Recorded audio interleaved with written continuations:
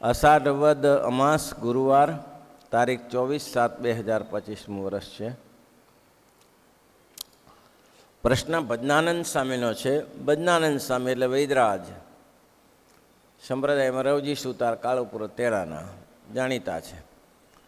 ભજનાનંદ અને ચક્રધરાનંદ બે મોટા વૈદ. ભજનાનંદે પૂછ્યું કે મહારાજ તમે જે ઉપર કયો વિચાર કયો આગળ કયો વિચાર કરવાનું કહ્યું? જય સ્વામિનારાયણ. આગળ મહારાજે એમ કહ્યું કે મહારાજ કે જેને આવો જે સારો માણસ હોય એને તો છોકરાની સોબત ગમે જ નહીં, એનાથી દૂર જ રહે. સાથે સાથે પોતાનું દ્રષ્ટાંત આપીને કહ્યું કે જુઓ ને અમને કાર્તિક સ્વામીની પેઠે એવો જ વિચાર ઉપજ્યો, આ શરીરમાં માતાનો ભાગ રહેવા જ દેવો નથી, એવો શરીરને દુર્બળ કરી નાખવું. અને એ દુર્બળ શરીર કરીને ભગવાનનું ભજન થાય, કારણ કે શરીર ઉન્માદો તો ભજન થાય નહીં. પછી અમે એવું તપ કર્યું કે શરીરમાં માતાનો ભાગ જ, લોહીનો ભાગ જ રહેવા દીધો નહીં. શરીરમાં કોઈ લાગે તો ટીપું પાણીનું નીસરે પણ લોહી ના નીસરે. પછી મહારાજ કે એ વાત પૂરી કરી નથી. મહારાજ કે પછી રામાનંદ સ્વામી પાસે આવ્યા ત્યારે મહારાજ રામાનંદ સ્વામી આવડના પાંદ લઈને શરીરે બાંધ્યા, તેમ છતાં લોહી તો નીકળ્યું નહીં. પણ સ્વામીએ કહ્યું કે તમારે આ સત્સંગમાં ઘણું કામ કરવાનું છે, માટે શરીરને સ્વસ્થ રાખવું જ પડશે. પછી અમે કંઈક શરીરને જાળવવા લાગ્યા. એટલે મહારાજ કે આવો વિચાર,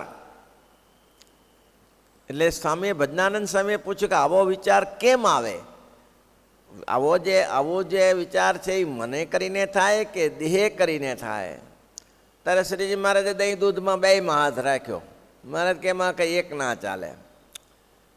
પછી એનો મહારાજ વિચારીને મને કરીને રાખે તો ઠીક, મને કરીને રાખે તો શરીરને દમે કરીને ઠીક. ત્યારે શ્રીજી મહારાજ બોલ્યા છે કેટલાક શરીરના દોષ છે તે જાણ્યા જોઈએ, અને કેટલાક મનના દોષ છે તેને જાણ્યા જોઈએ.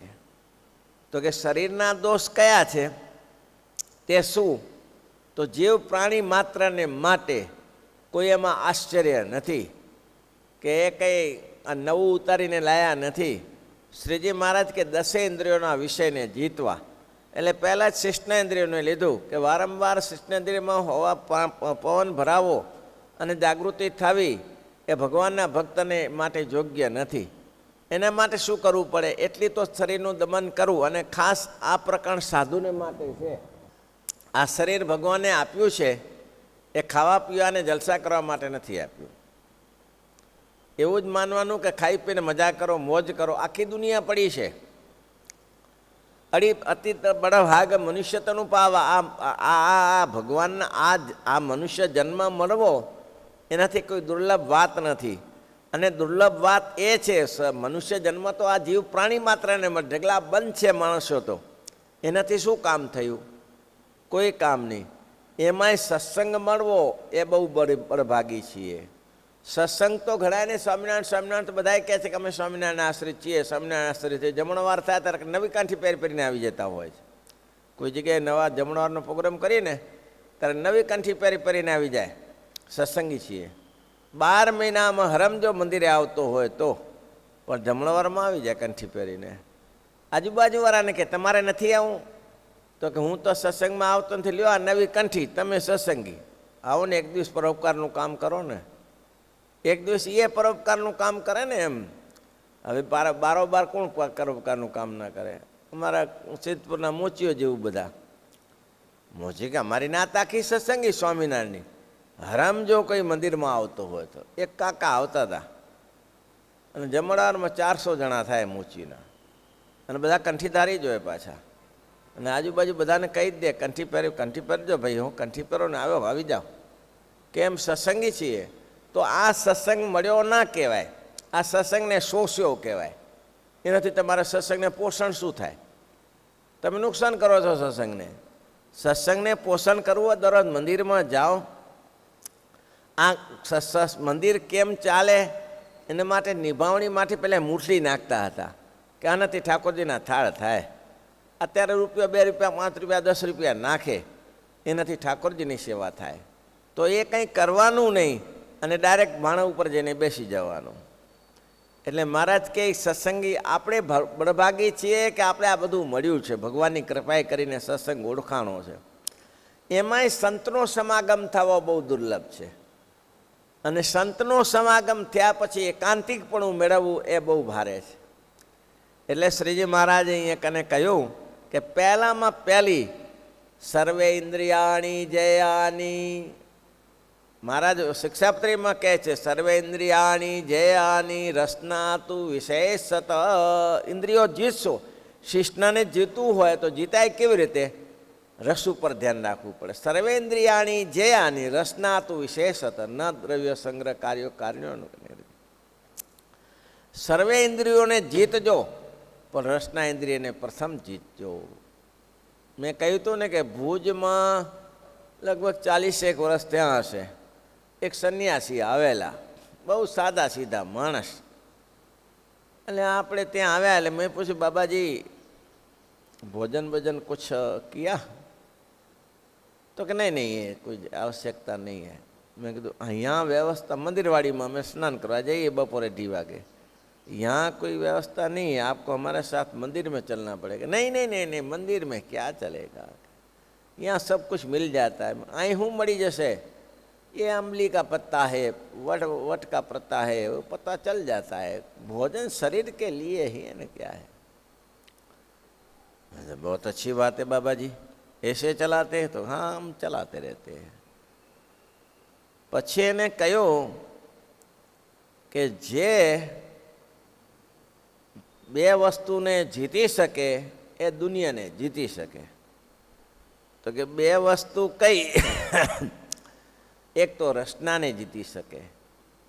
રસના ઇન્દ્રિયો પર કંટ્રોલ હોય એ દુનિયાનો દિગ્વિજય બને, અને જેને શિષ્ટેન્દ્રિયો પર કંટ્રોલ હોય એ દુનિયામાં કોઈ જગ્યાએ આ જગત પછડાય છે શેનાથી?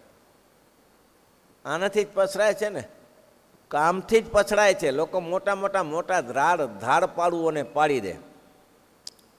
ઊંઝામાં એક છોકરાને મારી નાખ્યો. તો ખાસો ટાઈમ થયો, 15-20 વર્ષ થયા. છોકરાને મારી નાખ્યો પછી ગામના લોકો કે હવે આ ગામનો પ્રતિષ્ઠિત માણસના છોકરાને મારી નાખ્યો.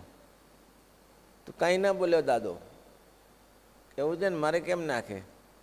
પછી બીજાએ કીધું કે આમ કેમ થયું? એ દાદો જે ત્યાં જતો હતો ને છોકરો જતો હતો તે દાદો જતો હતો, ભાઈ મારે કોણ કે? બધા એકબીજાને એકની હોય ને ત્યારે કે હવે લ્યો, હવે આ 60-70 વર્ષે જો આ છોડી ના શકતા હોય સ્ત્રીનો પ્રસંગ, તો મરી જાય તો કોણ? છોકરાને મારી નાખ્યો, લેવા દેવા. આવું છે. એટલે એના ઉપર ધ્યાન રાખીને કામ કરવાનું ભાઈ. એટલે સર્વેન્દ્રિયાણી જયાની રસનાતૃ વિશેષત નંદ્રવ્ય સંગ્રહ કાર્યો ને કેને ચિત. અને સાધુ પુરુષોએ લેવા દેવા વગર પોતાના કબાટમાં કપડાં, ધોતિયા, પરસાદી આ બહુ મૂકવું નહીં. જરૂરિયાત પૂરતું રાખવું. તમારા શરીરની જેટલે જરૂરિયાત એટલું રાખવું એ જરૂરી છે. શિક્ષાપત્રીના શ્લોક મને. તો મહારાજ કે ઇન્દ્રિયમાં ચેડ આવી, ઠેકડો ભરો ઇત્યાદિ ઘડી કકસ સર્વેને જોઈ વળવું. હવે આ નેત્રનું દ્રષ્ટાંત આપ્યું. આમાં નહીં ડાફડિયા મારતા હોય છે. આ કથામાં બેઠા હોય તો ડાફડિયા મારતા હોય. કોણ આવ્યું કોણ? તારા બાપાને તારે શું લેવા દેવા? તું અહીંયા કથામાં ધ્યાન રાખ ને. કોણ આવ્યું? અને ખાસ તો આ અત્યારે તો 5-10 જણા 15 જણા બેઠા હોઈએ એટલે વાંધો ના આવે, પણ મોટી પારાયણ થતી હોય ત્યારે જોજો. વેયાલર મહારાજ લખે છે, નાણાં વગરનો નાથીઓ અને નાણે નાથા લાલ. ગમે તેવો હોય ને, કવિ સુંદર લખે છે, કવિ સુંદર. કોબડો હોય, ગોબડો હોય, કોબડો હોય, ગોબડો હોય, લંગડો હોય, બધે લક્ષણે પૂરો હોય, પણ સભામાં સભાપતિ તરીકે રાખવામાં આવે છે. સભાપતિ ઘરવાળીનો પતિ થાય ને તોય બહુ થઈ ગયું, પણ સભાપતિ તરીકે રાખવામાં આવે છે. એમાં ઘણા લક્ષણો બતાવ્યા છે, મને બધા નથી અત્યારે આવડતા. કે આવાને પણ જોવાનું ઠેકાણું ન હોય. આમ જોવે આપણે એમ કે આપણા સામું જોઈએ, જોતો હોય આમ આ બાજુ જોતો હોય. ખરેખર એવું આપણે એક સંત છે અહીંયા કને, આપણે કે આપણી સાથે વાતો કરે એને આપણે જ પડી આમ જુએ ત્યારે જ તમારે ઠેકાણું પડે. તેમ છતાંય ભાઈ કહેવું પડે, સ્વામી કહેવું પડે. કેમ?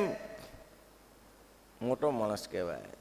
એટલા માટે ચાલતો હોય ત્યારે એને જવું હોય આમ ને પગ આમ ફરી જતા હોય, બોલો તોય મોટો માણસ કહેવાય ને. એવું છે ત્યારે ભાઈ જોવાનું ઠેકાણું ના હોય, પહેલાં નેત્ર ઇન્દ્રિયને કંટ્રોલ કરો. મહારાજે 18માં વચનામૃતમાં બહુ વિશ્લેષણ કર્યું છે, અહીંયા આપણે વિશ્લેષણ નથી કરતા. નેત્ર ઇન્દ્રિયોનું ધ્યાન રાખો, જરૂરિયાત પડતું. મહારાજ કે સાધુ ચાલતો હોય ને, પહેલાં સંતો કહેતા કે સાધુ ચાલે ત્યારે મોટા સંતોની પાછળ ચાલે, આગળ ના ચાલે. આગળ મોટા સંતો, પછી નાના સંતો. અને એની દ્રષ્ટિ એકાગ્ર રાખવી. દ્રષ્ટિ કેવી રીતે રાખવી? તો કે આગલા સંતો જાય છે એની પાણી તરફ દ્રષ્ટિ રાખવી, પણ આમ તેમ દાફડિયા ના મારવા. કોણ આવ્યું કોણ ગયું એ દાફડીને. વચનામૃત અંત્યના 25માં રાજબાઈએ આ પ્રશ્ન પૂછ્યો, મહારાજ તમને રાજી કરવા માટે શું? મહારાજ કે અમને આ બધી વસ્તુ ના ગમે. વારંવાર ઘડી ટેટે કર્યા કરતો હોય સભામાં, મહારાજ આનું શું ને આનું શું, આનું શું ને આનું શું. બેસવામાં પાછળ જગ્યા હોય તો આગળ કુણીઓ મારીને આગળ બેસે, અથવા તો એને એમ લાગે કે હવે આપણે મોડા આવ્યા છીએ તો બધાને પાછળ નાખીને આગળ બેસે. આપણે મોટા છીએ એટલે આગળ બેસવું પડે. એટલે મહારાજ કે આવું બધું ના ગમે. સભામાં બેઠા હોય ને આ ચારે બાજુ ખિસકોલાની જેમ દાફડિયા મારતો હોય એ અમને ના ગમે. એ 25નું અંત્યનું 25નું વચનામૃત. તો મહારાજ કે આ બધું ધ્યાનમાં લેવા યોગ્ય છે. શું? તો કે એક જ જોડી જોઈ વળું, ઘડીક એકમાં ઘણા પ્રકારના સુગંધ લેવા. ઘણા પ્રકારના સુગંધ લે. ઘણા નહીં, તમને જોજો આમ છાંટીને આવતા હોય, અત્તર છાંટીને આવતા હોય, મજા આવતી હશે. કોઈ બોટલ પડી હતી, મેં કીધું બપોરે સવારે ઠાકોરજી માટે કીધું અને ઠાકોરજીને આને સુગંધ છાંટીએ થોડું. આવતું હતું થોડું થોડું. પછી ઠાકોરજીને સાચ્યું ને પછી સુગંધ સારી હતી. અઠવાડિયું તો ચાલ્યું, પછી એવો કંટાળો ચડ્યો ને કે આ તો પાણીએ દુર્ગંધ મારે છે પાછું. આમાં તો પાણી રકાવી નાખીને આનું હવે સુગંધ તો એવી, તો એવો ફેંક્યો ને મેં કીધું આ ધંધો જ ના કરાય. કીધું ઠાકોરજી ભલે આપણે એમને એમ રહ્યા, કીધું કંઈ વાંધો નહીં, અત્યારે નહીં હોય તો ચાલશે. ઠાકોરજી આ ક્યાંક પૂજામાંથી બોટલ આવી જઈ હશે, કોઈક લઈને આવ્યું હશે એમાં ત્યાં. તો એવું છે ભાઈ, આ સુગંધ સારી નથી. તો મહારાજ કે છે કે ચારે બાજુ સુગંધ લેવી, 20-25 ગાઉની મદલ કરી નાખવાની, લેવા દેવા કરો. ચાલો જઈએ ફરવા, ચાલો જઈએ ફરવા. તે દિવસે ઘોડાગાડી નહોતી ને ઘોડા ઉપર બે. ઘોડાગાડી તો હશે પણ એટલે કોણ ઘોડો રાખે, પાછું ખવડાવે શું રસ્તા ઉપર? તે અમથા ચાલે, તમે ફરો. અમે જતા નાના હતા ત્યારે. પણ મારો હેતુ શું હોય કે આલો રજાનો દિવસ છે, આજે મહારાજના જાત્રાના સ્થાનો છે, તો જાત્રા કરતા 5-10 સાધુ જઈએ સવારે વહેલા ઉઠીને. બધા મંદિરો જૂના જૂના ગામોમાં મહારાજ જ્યાં પધાર્યા છે, ગંગા નદી છે, વિચેન્દ્રય તળાવમાં મહારાજ માનુકવામાં બહુ રહ્યા છે. એક ફરવાનું થઈ જાય, મહારાજના દર્શન થઈ જાય. મહારાજે જ્યાં જ્યાં પધાર્યા છે તે પ્રસાદીની જાગૃત થઈ જાય, જવાય. હેતુ ખરાબ ન હોવો જોઈએ. લેવાતા થશે 20-25 ગાઉની મદલ કરવી, તથા બળે કરીને કોઈના હાડકાં મળીને ભાંગી નાખવા. એવા લોકોનું જોર શરીરમાં કામ કરતું હોય ને, આમ તો આમ હાથ પકડે નહીં, ઘણાને તો હાથ પકડીને કરડાટી કરાવી દે. અરે ઓલો અઠવાડિયું રાહ જોઈને બેઠો રહે, બોલો લેવા દેવા આગળ. હવે તને તારું શું બગાડ્યું? આવો હેન્ડસમ કરે, હેન્ડસમ ઇંગ્લિશમાં હેન્ડસમ. અને ભૂકા કાઢી નાખે રો પેલા હાડકાના. તો લેવા દે વગર ને, ખોટું બળ છે ને. લેવા એટલું બાળ સાવણી વારવામાં કર ને, એને એટલું બાર મંદિરના તપેલા રસોઈને ઉઠાવ ને એટલે તારું બહાર નીકળી જશે એમાં ને એમાં. એ નહીં કરે, પણ લોકોને બતાવવા માટે કરે. કેટલું સરસ લખ્યું છે એમ, હાડકા ભાંગી નાખવા એમ લખ્યું. તથા સપનામાં વીર્યપાત થાય ઇત્યાદિ દોષ. સપનામાં વીર્યપાત થાય છે એનું કારણ એક જ છે કે તમે દિવસે કોઈનું ચિંતન કરો છો. તમે દિવસે ભગવાનનું ચિંતન કરો તો આ દોષ ના આવે તમારે. ઈશ્વર ભગવાન સંબંધી ચિંતન કર્યા કરતા વાંચન કરો. સત્સંગમાં 2 વસ્તુ શીખી રાખવાની. જો નહીં શીખો તો તકલીફ થશે. એક તો સેવા, પહેલામાં પહેલી સેવા. મહારાજ ઉકા ખાચરનું નામ અમથું નથી આપ્યું. મારે કે ઉકા ખાચર જેવી સેવાનું અંગ પડી જાય. રાત્રે દિવસ અહીંથી અહીં સફાઈ કરે ને, પણ આ જોતા જ નથી ને ચારે બાજુ. ક્યાં કચરો પડ્યો છે, શું પડ્યું છે, જોવાનું જ નહીં ને. આપણે ખાઈ પીને ઓહિયા કરીને બેસી રહેવાનું. એટલે મહારાજ કે સેવાનું અંગ. સેવાના અંગ પછી ભજનનું અંગ હોવું જોઈએ. ભજનમાં બધું આવી જાય, કથા વાંચવી, કથા કરવી, વાંચન કરવું ઉપર બેસીને, એવું. ગુણાતીતાન સ્વામી પોતે પોતાના દ્રષ્ટાંત કે એક સાધુ બહુ સેવા કરે, બહુ જ સેવા કરે, દોડા દોડીને સેવા કરે. ગમે તેને સાધુને આમંત્રણ ના આપવું પડે. કોઈ કે બીમાર છે, સાધુ પહોંચી જાય, એને જમાડે, બેસાડે, ઉઠાડે, સેવા કરે, બહુ સેવા. રાંધી આપે, એ કહેવું ના પડે સેવા કરવાનું.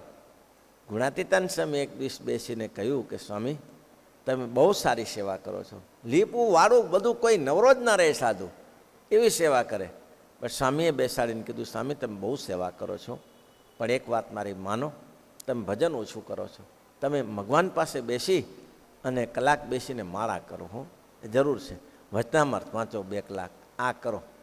સ્વામી હવે મને એ નહીં ફાવે, મારું આ સેવાનું અંગ છે ને, પણ મુસીબતમાં મુકાશું, આગળ જતાં તકલીફ પડશે તમને, થોડું ધ્યાન રાખો ને, આ કરો તો સારું. એને ના કર્યું. હવે 75 વર્ષ થયા, હવે શરીર કામ કરતું નથી. પેલું જે લીપવાનું ને વાળવાનું હવે થતું નથી. એટલે એવા મૂંઝાણા શરીર કામ ન કરે. એની સેવા કરવાની ઈચ્છા ઘણી હોય, પણ શરીર જ ના ચાલે, હાલી જ ના, ઊભા ના થઈ શકે. પછી એક સ્વામીની પાસે આવીને સ્વામી મારા ઉપર કૃપા કરો તો હું આત્મહત્યા કરી નાખું. કે સ્વામી કે કેમ, શું થયું? સ્વામી આ સેવા થતી નથી અને બેઠો બેઠો કંટાળું છું. સ્વામી કે મેં તમને પહેલે કહેલું હતું કે સેવાના અંગની સાથે ભજનનું અંગ રાખવાનું. સેવાનું અંગ તો હોય પણ ભજનનું અંગ રાખવાનું. એકાંતમાં બેસીને ભજન. પણ મોટા માણસ જોડે હું જતો જ મેં જોયું, એ આખો દી રૂમમાં બેઠા રહે, રૂમમાં પેસી જાય અને ગમે તે ગમે. મેં કીધું તમે આખો દી કંટાળ નથી રૂમમાં? તો કે ના ના, મારે તો આ આધારાંશનો ગ્રંથ લાવ્યો છે ને, મારે પૂરો કરવો છે, એટલે બહાર નીકળું તો પહોંચી ન હોય. બસ આવું અંગ જોઈએ, આવું અંગ પડી જવું જોઈએ કે મારે ટાઈમ મળે ત્યારે આવું આ શાસ્ત્ર વાંચી લેવાનું, આ શાસ્ત્ર જાણી લેવું, આમાં શું છે, આમાં શું છે, આ અંગ હોવું જોઈએ. એકમાત્ર સેવાના અંગથી આગળ નહીં આવો, ક્યારે પાછા પડશો. એટલા માટે 2 દિવસ પહેલાં કહ્યું હતું ને, રસ્તામાં ચાલી જતે મેળો હોય અને મેળામાં મમ્મી પપ્પા બે સાથે હોય, બે બાજુ. નહીં તો નાનું છોકરું હોય તો બંનેની આંગળી પકડી રાખે. કેમ? એકની છૂટી જાય, એકની પકડી છૂટી જાય તો ગોવાઈ જાય, ખોવાઈ જાય. પણ બંનેની આંગળી પકડી રાખે તો ક્યારે છોકરું ખોવાય નહીં. એ જરૂરી છે. એટલે શાસ્ત્રમાં લખ્યા પ્રમાણે એ સેવા જરૂરી છે. હવે છોકરા આવી ગયા છે, શ્રીપતિમ શ્રીધરમ